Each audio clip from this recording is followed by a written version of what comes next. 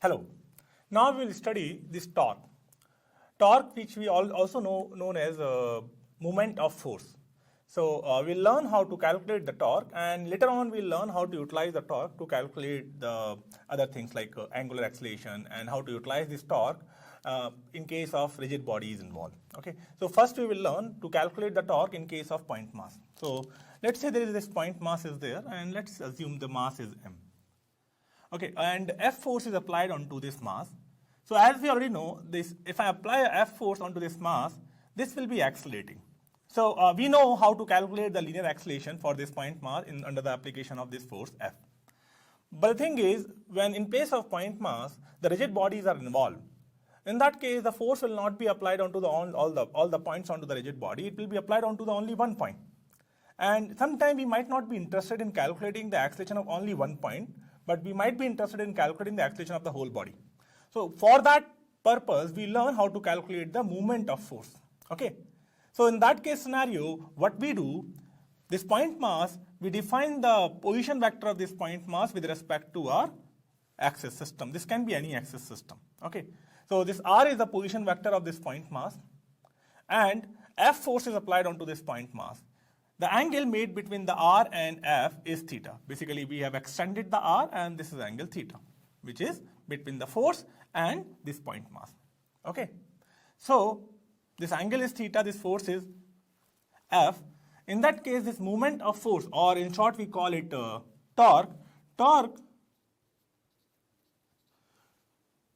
applied onto this point mass about this axis. So whenever we calculate moment of anything, or moment of force, or moment of angular momentum, or momentum, we always define these quantities with respect to the axis. Okay, so the torque we define for the point mass with respect to the O, because if you change the O, the R will change, which will change the torque.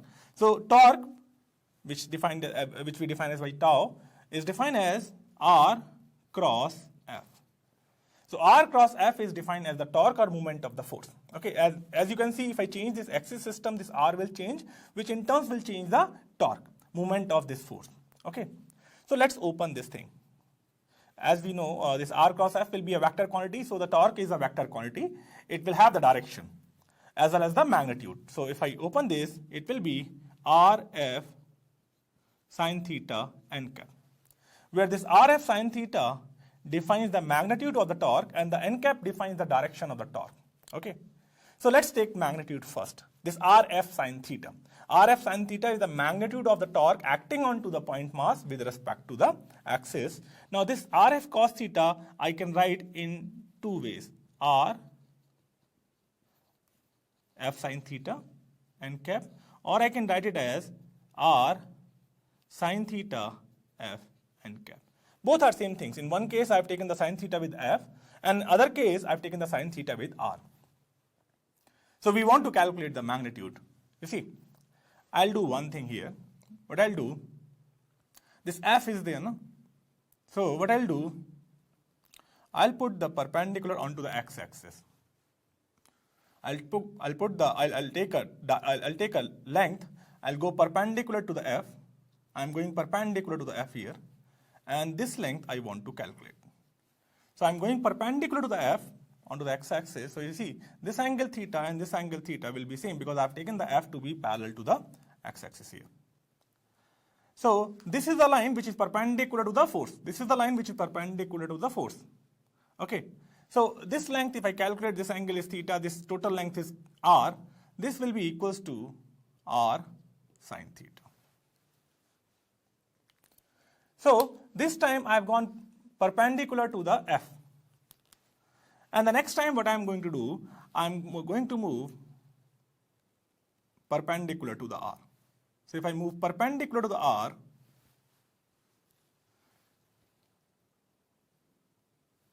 I am going perpendicular to the R. This is the line which is perpendicular to the R. This is perpendicular to R, and this line is perpendicular to the F. So if I take component of F along this line, so this angle is theta, this will be 90 minus theta. So the component of F along this line will be F sine theta. So to calculate the magnitude of the torque, I have three ways. I can take mod r, mod f, and I can take the theta, and I can take that sine theta, and I can multiply all three. Sometimes that's not possible for us to calculate all three things separately. So in that case, what I'm going to do, I'm going to make two lines, one which is perpendicular to f and one which is perpendicular to the r.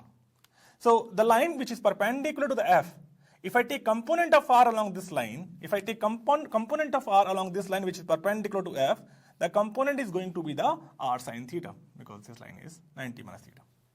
And if I'm going to take the component of f along this line which is perpendicular to the r, the component is going to be the f sine theta. So if I'm ready to calculate r, f, and theta separately, I can directly calculate the magnitude of the torque. Or what I can do, I can take the magnitude of r. I can take the magnitude of r, and this value, f sine theta, is nothing but component of f perpendicular to the r. So what I can do, I can take the magnitude of r, and then I can take the component of f perpendicular to the r. So the magnitude of r multiplied with the component of f perpendicular to the r will give you the magnitude of torque. Or I can take the magnitude of f, this one, and I can take the component of r perpendicular to the f, which is r sine theta. So that's how I can calculate the magnitude of torque. So if you are having the force, and if it is easy for you to calculate the component of r perpendicular to the force, calculate that component and multiply that component with the magnitude of force, you will get the torque. Or if you are having the r, magnitude of r you are having, and if it is easy for you to calculate the component of force perpendicular to r, you do that.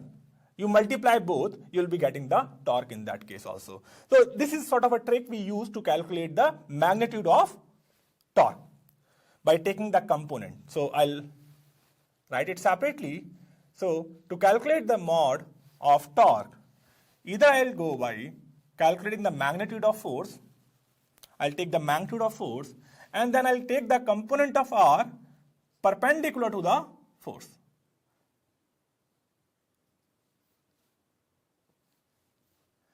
Component of r which is perpendicular to the force.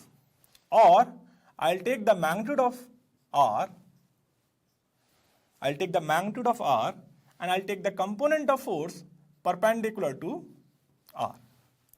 That's how I can calculate the third one. Obviously, you can calculate mod r, you can calculate mod f, and you can multiply it by sine theta, where theta is the angle between r and f. Generally, we prefer to solve it by either this one or this one. This will save you precious 10 or 15 seconds, and that will be good for you. That 10 seconds will be good in case of examinations. Okay, so this is how we calculate the magnitude of torque. By taking one mod of force and perpendicular component of r perpendicular to f, or taking the mod of r and the component of f perpendicular to r. Okay. Now let's talk about this direction of torque. So if you can see, the direction of torque will be the direction of r cross f. This is the cross product. So in case of cross product, in case of this, the direction of r cross f vector will be perpendicular to the plane containing r and f. So direction, if you talk about direction of torque, it will be perpendicular to the plane containing r and f. So if you are having this, in this case, this is the r, obviously we have to extend that. If we extend this r, in this direction you are having r, and this is f. So this is the plane in which r and f is lying there. So if you go perpendicular to this plane, there are only two directions, this one and outside. Either it will go in this direction, inside, or it will come outside. Okay. So out of these two directions, which direction we have to go for, r cross f? We follow the screw rule here. So what we do there, r comes first. So from r, you will move towards the f, following the smaller angle. So there are two ways you can move, obviously in this direction and in this direction. So you have to follow the smaller angle. So if I move from r to f, and assuming there is a screw here, we use in toolbox.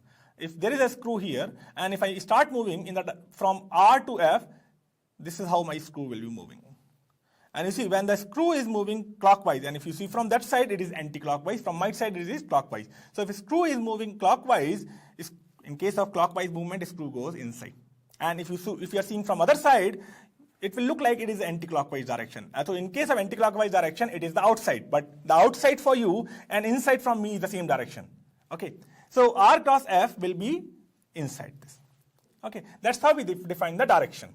So to calculate the direction, you can either assume there is a screw here, and you can start moving from R to F, and the screw will be moving inside. In whatever direction the screw is moving, that direction will be the direction of torque. Okay, and this screw has to be in the direction, in the plane, it has to be perpendicular to the plane in which R and F is there. Okay, now let's have some trick to calculate this direction a little bit faster. So to calculate this direction of torque a little bit faster, what we do, we use both our hands basically. And the left hand we use to hold the axis. So let's assume there is an axis here. And the point mass is connected to the axis by a rod. Let's assume for a time being this is a rod. This is nothing but a rod. Hypothetically, this is a rod. So if this is a rod, what I'll do, I'll hold on to this point of the rod, where the axis is. I'll hold on to this point. Okay. If I hold on to this point, and this is a point, obviously, and force is applied. So if there is a rod, hypothetical rod here, and I hold on to this point, I will not let this point move. This point cannot move, but this point can be rotated. This rod can be rotated, but it cannot be moved, hypothetically, obviously. So there is a force applied here. So if there is a force applied onto this rod, if this hypothetical rod in the same direction of this force, what will happen to this rod? Okay, you see, if I apply a force in this direction, if I apply a force in this direction, this rod will be moving like this. So this rod, the motion of the rod will be in this direction, or this is clockwise. So clockwise means inside. For you, it is anti-clockwise, which means outside. Both are same. So when there are multiple forces acting onto the body, in that case, it will not be easy for us. It will be time consuming for us to calculate the direction of each and every torque by taking the cross product. So in that case, what you can do, you can assume there is a rod and you can start moving your hand in the direction of force. And that rod, whatever direction of that rod will be moving, that direction you can define as the direction of torque. If it is clockwise direction, meaning it is going inside. Clockwise means screw is going inside. If it is anti-clockwise direction, meaning screw is coming outside. But the thing is, torque will always be perpendicular to the direction, perpendicular to the plane containing R and F. So first of all, you have to go into that plane. Okay, so that's how we calculate the direction. Okay, so whenever there is a question and suppose we will be calculating the torque, I'll suggest that you should calculate the magnitude of the torque separately and the direction of the torque separately. To calculate the magnitude, it is easy to go by either of these two methods.